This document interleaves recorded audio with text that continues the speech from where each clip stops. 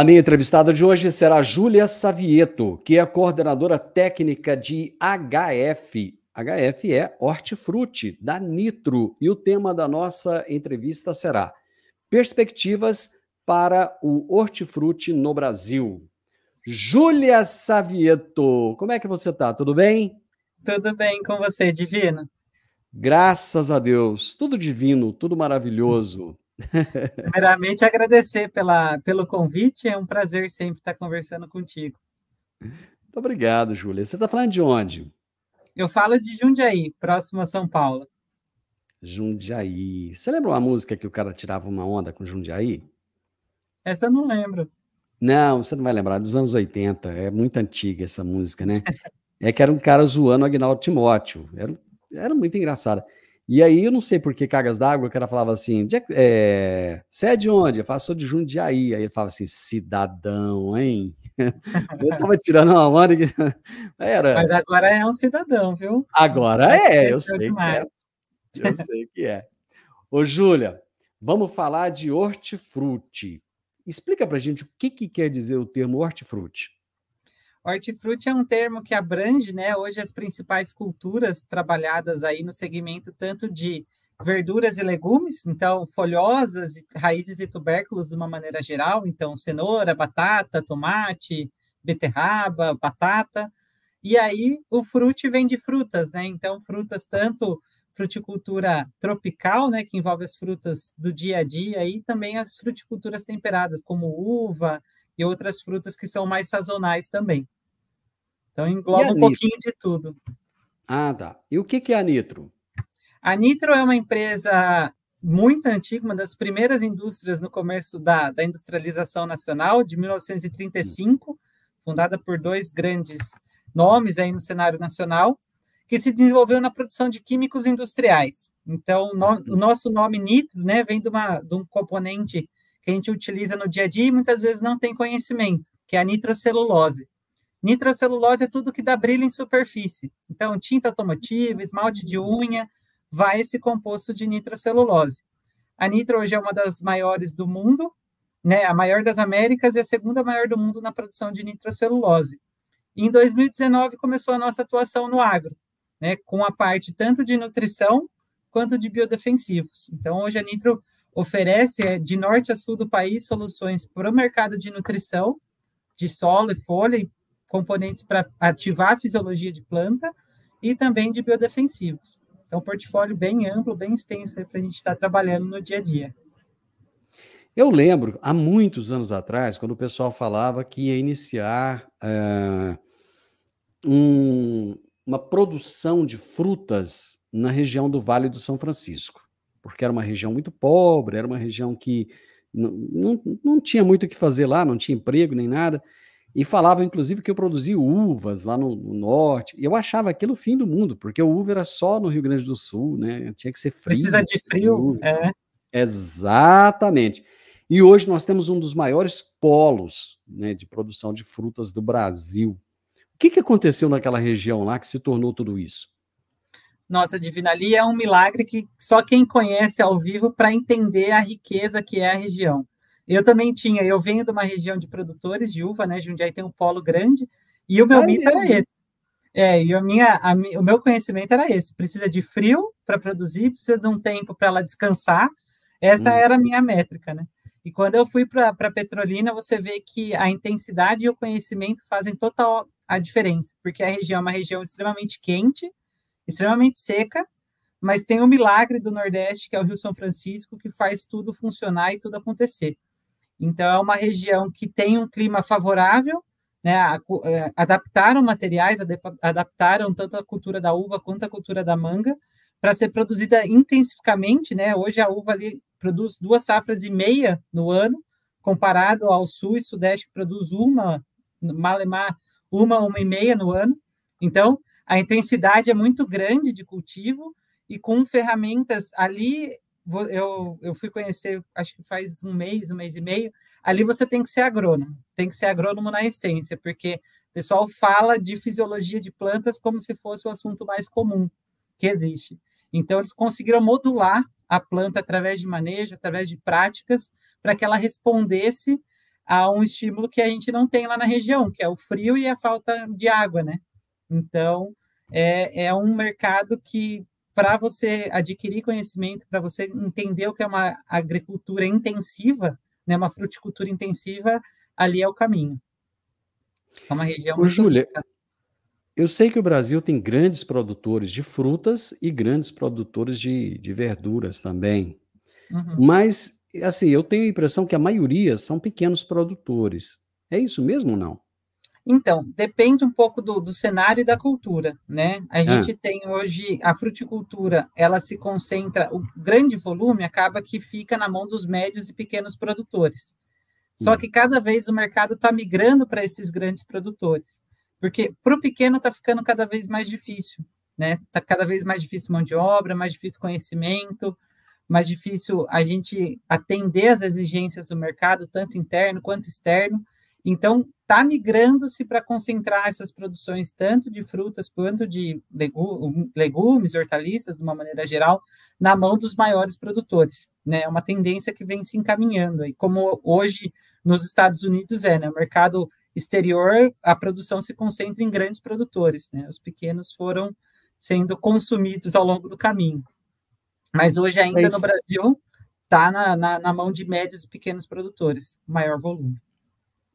Infelizmente isso tem acontecido no leite, aconteceu com a soja, né? Sim, Arroz, né? E tem acontecido em várias outras culturas, mas é o ciclo da coisa, é o ciclo, com né? certeza. Como é que nós estamos em termos de produção aqui no Brasil, de frutas e verduras? Nós conseguimos atender o mercado interno, abastecer o mercado interno, e nós conseguimos exportar ainda? Conseguimos e conseguimos muito bem, né? Hoje a fruticultura é o que toma destaque nesse mercado de produção para o exterior, vamos assim dizer, né? No Brasil são produzidas 57 milhões de toneladas de frutas no ano, sendo que 97% em média fica no mercado interno e 3%, de 3 a 5% somente é exportado. Então, perante o nosso potencial, a gente ainda tem muita posição para ganhar nesse ranking, né? Porque a fruta brasileira o mercado externo aceita muito bem e pede por essa fruta, tanto por qualidade quanto por gosto. Ela tem um paladar muito mais atrativo do que frutas de outras regiões. Então, mas ainda assim o Brasil, né, o mercado nosso interno consome muito a nossa fruta. Então, ainda cada vez mais o incentivo para que a gente consiga exportar mais, para que a gente consiga comercializar melhor essa fruta que a gente tem no país. Quanto à parte de hortaliças, né? Hortaliças, de uma maneira geral, a gente tem o entrave, que é o tempo de prateleira, que é muito curto, principalmente folhosas. Então, acaba que fica praticamente toda dentro do mercado interno, tanto frutas, tanto folhosas, quanto raízes e tubérculos, de uma maneira geral. Aí, quem consome todo esse volume é o mercado interno. Então, porque as regiões produtoras geralmente ficam próximas a grandes centros, né? Então, próximo a São Paulo tem o Cinturão Verde de São Paulo, próximo a Campinas, e assim todas as capitais aí espalhadas pelo país. Eu estive recentemente na Exalc, conhecendo o CEPEA, e foi uma visita muito interessante, muito bacana. Inclusive, você é exalquiana, né? Sim, sim, com muito orgulho. Todo mundo fala isso, todo exalquiano fala isso, com muito orgulho. Sim, com certeza. E lá no CEPEA, uma coisa que eles falaram é que existe uma demanda muito grande por informações sobre mandioca. Inclusive, eles falaram que eles estão surpresos a respeito disso, né? Muita gente querendo saber, querendo mais dados a respeito da produção de mandioca. Ela é representativa no Brasil, essa Ela, produção? ela não tem algumas regiões, por exemplo, em São Paulo tem grandes regiões que produzem tanto para mercado quanto para farinha, né? Regiões farinheiras distribuídas, mas não é um grande player assim a nível nacional. Mas no HF tem isso muito comum, né? Tem as culturas da moda, que a gente diz. Então, começa a comercializar com valor de mercado um pouco melhor, os produtores vão atrás de informação para entender melhor sobre a cultura, quanto que precifica, se tem a chance de ganhar mais dinheiro no fim do dia. Então, provavelmente, há alguns anos atrás, o abacate era a moda da vez, todo mundo estava atrás de consumo, de produção, todo mundo plantou uma área de abacate, e agora provavelmente é a mandioca que o pessoal está buscando mais informação também. Então, é Você sabia que cíclico, né? É meio Você cíclico. sabia que tem um projeto agora de abacate aqui no estado de Goiás? Olha só, para É, exportação? o governo do estado, sim, o governo do estado está incentivando em uma determinada região. Parece-me que é no norte do estado, não sei te precisar nesse momento. É um lugar chamado, parece-me que Vão do Paranã. Vão do Olha Paraná. só, Depois você dá uma pesquisada aí que você acha. E eles estão legal. pegando produtores lá que, assim, o pessoal tem uma certa dificuldade e tal, e tentando unir esse pessoal. E vai ter a empresa lá que vai comprar toda essa produção de abacate e tal, mas tem um processo caminhando nesse sentido. Legal. Plantou-se muito abacate nos últimos anos. Sudeste, Sul, muita gente investiu na cultura. Então, provavelmente tenha bastante no mercado nos próximos anos. O mercado externo, ele paga muito mais pelas nossas frutas do que o nosso mercado interno? Então, é uma pergunta difícil que todo agrônomo vai te responder que depende, né? Como bom agrônomo Ah, que meu sou, Deus, lá vem a a gente, resposta padrão, hein? a gente tem que fazer a resposta padrão, porque a precificação, né, do mercado de HF ele varia muito. Então, tem épocas do ano que você ganha muito dinheiro e tem épocas que você malemar paga o custo. Então, o mercado externo ele vem com uma oportunidade, por quê? Porque a gente consegue, pelo menos, não às vezes o maior valor de mercado, mas uma padronização ao longo do ano. Então, a gente consegue colocar uma uva no mercado, o valor médio é de $1 a cumbuca, né? R$ 5 a cumbuca no mercado, e é o ano inteiro. Então, a gente tem a certeza, como o pessoal da soja, que trava os custos no começo da safra, o mercado externo traz essa oportunidade para o produtor de HF, né? Que muitas vezes não tem essa certeza, ele planta, coloca todo o seu investimento, que não é baixo, né? O HF, o custo por hectare é muito alto comparado com o de cereais. E aí você tem a certeza que no fim do dia você vai ter pelo menos o retorno do que você investiu. Então você tem uma maior segurança. E também essa fruta ganhando destaque aí em outras regiões do mundo.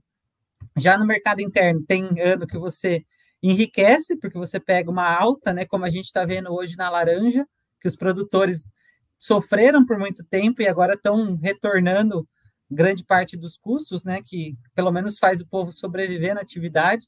E tem época do ano que você não paga nem o que você investiu. Então, essa é a diferença um pouco do cenário nacional e internacional. Essa estabilidade um pouco maior de precificação. O agronegócio tem dessas coisas, né? Tem. Infelizmente. Por isso que a gente fala que o produtor ele tem que ser resiliente, né? Ele tem que gostar muito da atividade. Não pode fazer só por dinheiro. Se ele faz Não. só por dinheiro, esquece, né? Ele não vai ficar. Ele vai se aventurar, ele vai entrar e sair. Né? O produtor É. rural mesmo é aquele que sabe que ele vai ter muita dificuldade, vai passar por muitos perrengues, mas que no longo prazo ele vai conseguir se safar.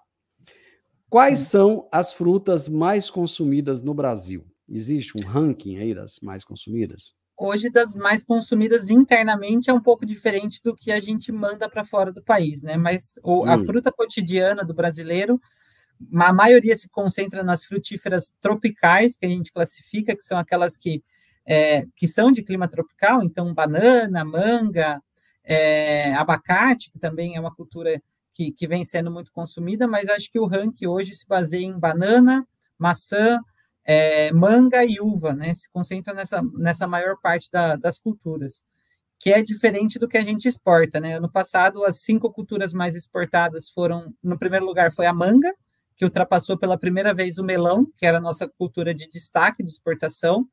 Em terceiro lugar vem a uva, em quarto lugar veio o abacate e em quinto lugar a maçã.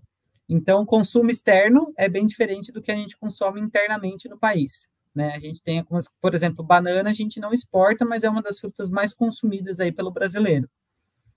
Então, Hoje tem nós umas diferenças. temos uma diversidade muito grande de uvas, e uvas deliciosíssimas. Nossa, tem umas uvas que são maravilhosas, né? E eu lembro que quando eu era menino, não, só tinha um tipo de uva, tudo era daquele jeito, né? Mas a maçã, eu lembro que o que fazia sucesso mesmo era a maçã argentina, né? Sim, A maçã brasileira hoje, ela faz sucesso? faz, porque hoje ela vai se basear praticamente em duas culturas principais, duas variedades principais, né? Que é a Fuji e a Gala. Mas é uma fruta que, diferente da Argentina também, a gente consegue em algumas regiões do Brasil produzir, não é só lá, mas a gente consegue um bom consumo interno, às vezes o brasileiro, porque o brasileiro tem o costume de comprar pelo olho, né? Ele vê aquela fruta grande, brilhante, robusta, e ele vai naquela, né? Só que com o tempo ele vai vendo um sabor, vai colocando sabor na mesa. Então, às vezes, nem sempre a vermelhona, bonitona, é tão gostosa quanto a pequenininha, como uma gala, como uma Fuji. Então, cada vez mais o mercado vem mudando, né? O pessoal vai pegando mais pela qualidade do que pelo visual, né? Então, vai mudando um pouco o padrão, mas na minha opinião, né? O sabor da nossa maçã é muito superior do que a maçã argentina. Ela tem mais gosto, tem um sabor diferente comparado com essa que vem de fora. A Argentina parece que ela tem assim, é meio um isopor, assim, sei lá. A É, outra é não, a a outra é maçã suculenta, né? É a maçã com cara de maçã, né? Quando a gente é criança, a gente fala, tem gosto de isopor, maçã, né? Que às vezes a gente caracteriza por essa, mas tem maçã muito gostosa, suculenta, com muito sabor que a gente tem aqui dentro do país. O brasileiro consome muita fruta? Ou ainda não? Não, se colocar, eu não sei te precisar, eu acho que eu tinha visto uma reportagem que ao longo do ano entre todas as frutas, são consumidos 10 quilos por pessoa. Então é muito pouco. Em 365 pouco. dias, você consumir 10 quilos de fruta é muito pouco, né? Tem algumas. E isso concentrado muitas vezes na faixa etária mais alta, né? Nos idosos consomem mais fruta do que a população mais jovem. Então a gente tem que cada vez mais inserir essa alimentação saudável através de frutas, verduras, legumes na população mais jovem, que é o desafio, né? Só quem tem criança em casa sabe o desafio que é fazer comer fruta no dia a dia, entrar na padronização da alimentação. Não falta um pouco de marketing, não? Porque, assim, a impressão que dá é que é um negócio que não é tão difícil de vender a imagem, porque ela está relacionada à saúde, ela está relacionada à boa alimentação, está relacionada... Assim, até os apelos dessa geração Z, alfa, que está aí, né? Parece que tem nas frutas e nas verduras mesmo. Mas parece assim que ninguém toca no assunto, você não ouve, não existe uma propaganda, digamos assim, falando para as pessoas consumirem mais frutas e verduras. A propaganda do chocolate ela é muito mais fácil, né, do que a propaganda da fruta. Então, tem um padrão da indústria versus a alimentação saudável, mas cada vez o que o mercado vem sendo cobrado mais é por facilidade. Até você comentou da uva, né, que a gente tinha a uva com semente, só tinha um padrão de uva. Hoje, 80% do mercado está em cima de uva sem semente, pela facilidade de consumo, porque é uma fruta muito mais fácil. Você vai em grandes supermercados, em grandes centros, é fruta descascada, porcionada. Então, o mercado vem migrando para facilidade de consumo, né? Porque muitas vezes a justificativa das pessoas é, por exemplo, eu vou comprar um abacaxi. Para eu descascar esse abacaxi, cortar e colocar na geladeira, vai ser poucas pessoas que vai ter todo esse trabalho. Agora, se está descascado na geladeira, o consumo é muito mais fácil. Então, tem migrado-se muito o mercado por facilidade de consumo. E aí as mídias têm que pesar um pouco mais para esse consumo de frutas, né? Mas acaba que compete com a indústria, com o mercado de indústria processados e fast food de uma maneira geral. Eu acho que quem mais fala bem de fruta e verdura é a mãe. Com certeza, a mãe e a avó, né? As defensoras. Deixa eu te perguntar uma coisa.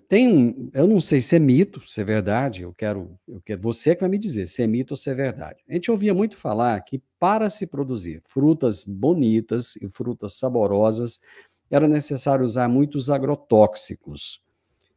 Vou citar o exemplo do morango, o exemplo do pimentão.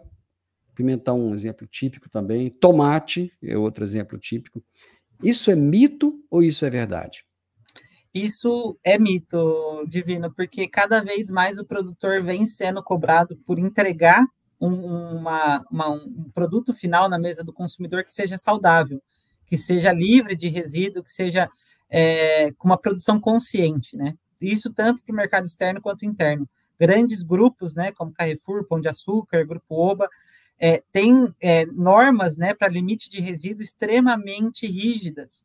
Então, não vou te falar que não tem os produtores que erram a mão, às vezes, no uso de defensivos, que acabam gerando resíduo, mas hoje esses são os que menos têm informação, que menos têm acesso a uma uma produção sustentável. Tanto que hoje a gente tem cultivos, né, orgânicos na parte de frutas, verduras, legumes, de uma maneira geral, mas saindo desse nicho do orgânico, hoje tem muito voltado para a produção sustentável e certificada, com rastreabilidade, né, que você coloca o celular lá no QR Code, você vê todo o histórico de produção do produtor, como que ele faz o manejo, o que ele usou de produtos. Então, cada vez mais está sendo rastreado isso para que a gente tenha um produto saudável na mão do consumidor final. E aí, isso muito se deve a manejo, né? Porque a pressão nessas culturas é muito alta. A gente tem uma pressão de pragas, doenças, de uma maneira geral, extremamente alta. Então, deve-se fazer as aplicações para proteger o cultivo, para que a gente entregue essa fruta atrativa para o consumidor consumir. Mas a gente não precisa só ser refém do mercado de químicos, né? Hoje o biológico tornou uma frente extremamente relevante para que a gente consiga ter um produto, o químico com mais tempo de eficiência, né? Esse químico entregando a parte que ele tem que entregar, né, de controle, mas o biológico fazendo a função gradual, né? Fazendo essa função de manter esse cultivo protegido por mais tempo. Então, hoje é mito. Muito antigamente, que via as reportagens, era que de fato existia por falta de conhecimento, muitas vezes. Quando você falou da Nitro, eu me lembrei de uma reportagem que eu via muitos anos atrás sobre um filme biológico. Era alguma coisa que você pegava a fruta, colocava ali, ela criava uma proteção externa na casca dessa fruta, e isso dava um tempo de prateleira maior, que eles chamam de shelf life, né? Sim, Mania de usar termos em inglês, né? Mas aí o pessoal pós-colheita. falava, exatamente, isso vai fazer com que essa fruta fique mais tempo na prateleira e tenha uma qualidade melhor. Como é que está isso hoje? Desenvolveu muito? Tem sido usado? Não tem? Hoje, os manejos de pós-colheita, né, permitem, porque todas as culturas que a gente trabalha no HF, né, no hortifruti, elas têm um tempo de prateleira muito curto, né? A gente colhe, tem algumas que a gente colhe, ela amadurece, então essas a gente consegue um tempo maior de prateleira, e tem algumas que a gente já colhe, ela madura. E essas vai ter um tempo de prateleira de 7 a 10 dias no máximo. Então, as práticas de pós-colheita, elas visam, né, com que esse fruto deteriore mais lentamente. Então, são práticas que permitem essa, como você falou do filme, né, na maçã se usa muito isso, que é como se fosse uma cera que impede que esse fruto transpire, né?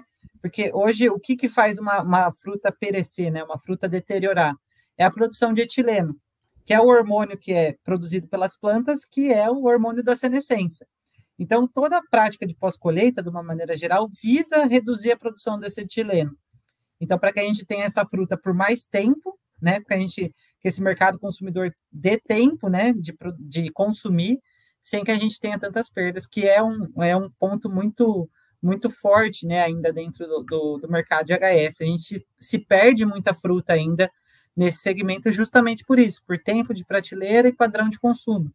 Então, acaba que fica muita coisa no meio do caminho, né? As perdas são contadas aí no processo também.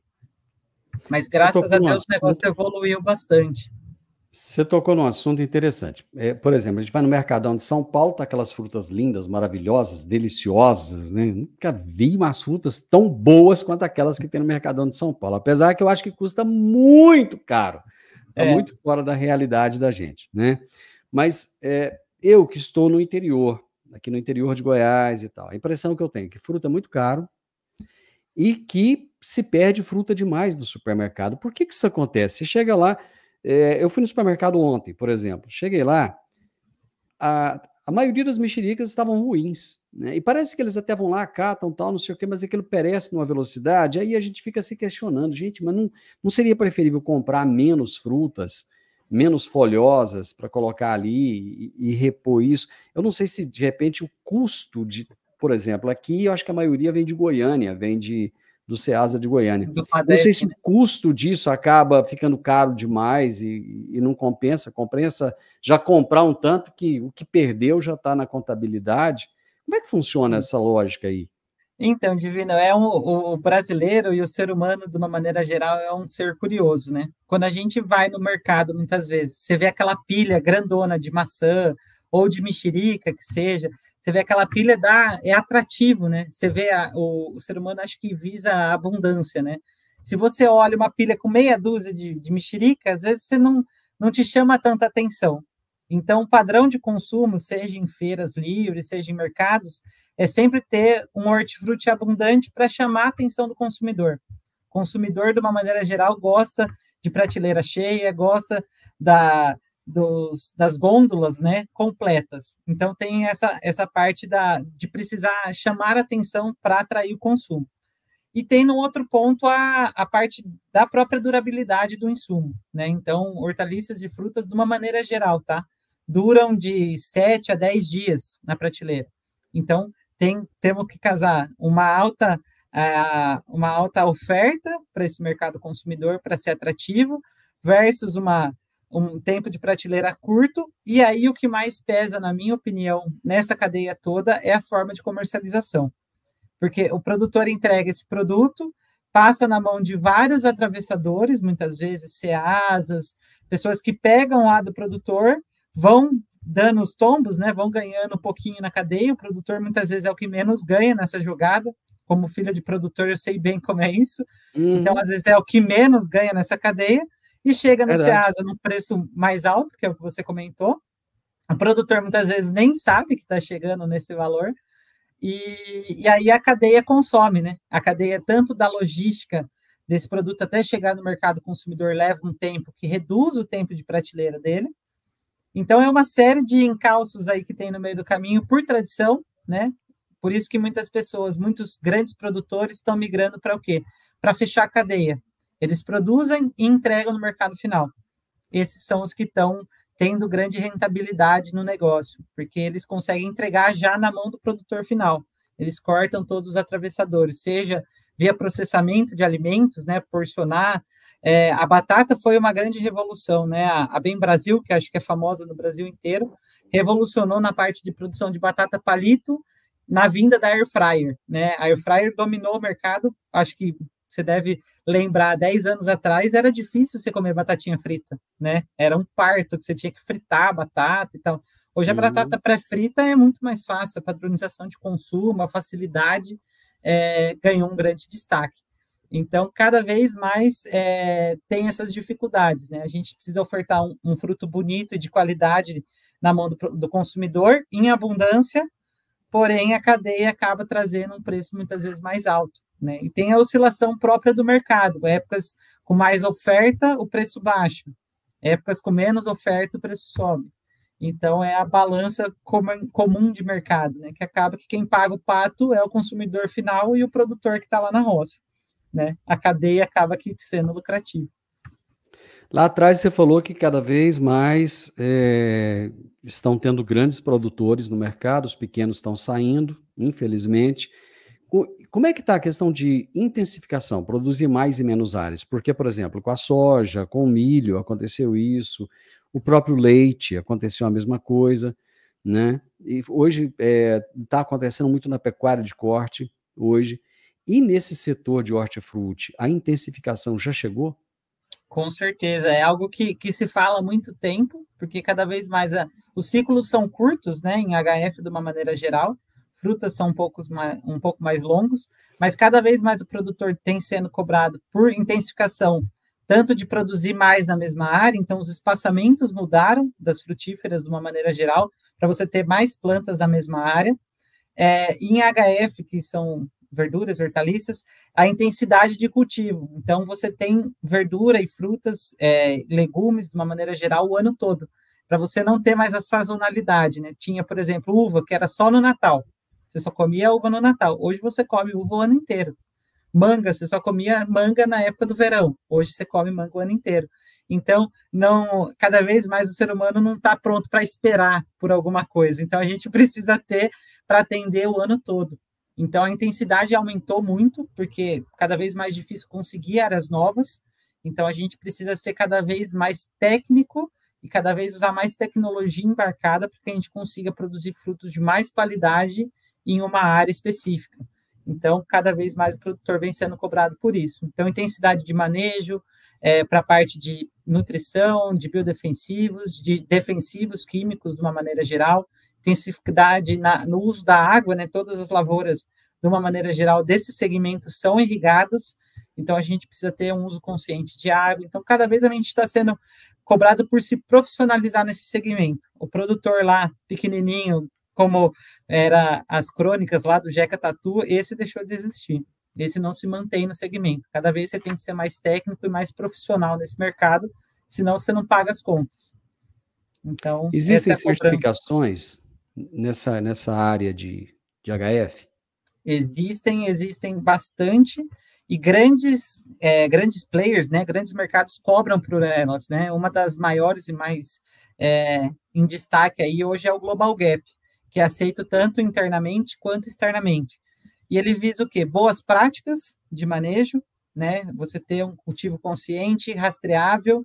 Então, são todas certificações para que atestem lá na prateleira do mercado que é um produto seguro, que é um produto produzido dentro das práticas determinadas.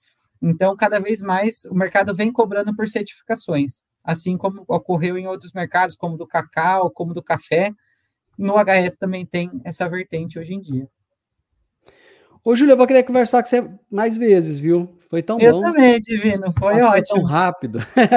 Tinha mais coisa que eu queria perguntar, mas agora já não dá mais tempo. Não, a gente vai parcelando. Aos pouquinhos a gente vai conversando sobre as diferentes realidades aí da fruticultura no país. Eu curti, gostei demais da conta. Volte quantas vezes quiser, tá? O convite já está feito. E vamos torcer para que o brasileiro possa consumir mais frutas, né? Porque é tão saudável, é tão gostoso, é tão bom, né? É uma alimentação tão bacana, tão legal. Obrigado por ter participado. Eu que agradeço. Foi uma honra, um prazer conversar com você. O prazer foi todo meu, Divino. Muito obrigado. Grande abraço. Tchau, tchau. Tchau, tchau. Eu conversei com a Júlia Savieto, que é a coordenadora técnica de HF, de hortifruti, da Nitro, e nós falamos sobre perspectivas para os hortifrutis no Brasil. Você gostou dessa prosa? Eu adorei, gente. Então deixa um like aí se você gostou. E se você não gostou, vai que você não gosta de fruta, não gosta de verdura, não tem problema não. Deixa um dislike aí pra gente, deixa um comentário, compartilhe com outras pessoas e se inscreva nesse canal. Um grande abraço para você e até a nossa próxima prosa. Tchau, tchau.